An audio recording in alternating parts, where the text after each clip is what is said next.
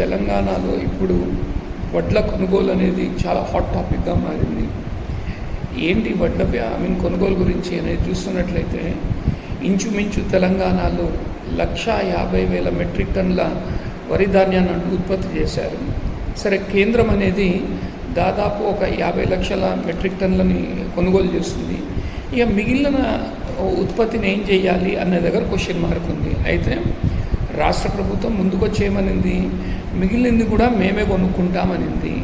But still నా doubt as a common మ్యాన్గా ఏంటంటే, ఏదైతే ఇంకా వరి ధాన్యం అనేది మిగిలిందో, అంటే రాష్ట్ర ప్రభుత్వం కొనిన తర్వాత కూడా ఒకవేళ మిగిలినట్లయితే ఎందుకు అది పక్క దేశాలతోటి ఒప్పందం చేసి ఏ దేశాలు అయితే వరి ఉత్పత్తి లేదో ఆ దేశాలకు పంపించకూడదు కేంద్ర ప్రభుత్వం రాష్ట్ర ప్రభుత్వం కలిసి, లేదా మిగిలిన దాన్నే ధర తక్కువ చేసి ప్రజలకు ఎందుకు అమ్మకూడదు అనేది నాకు చాలా చాలా డౌట్ ఉంది.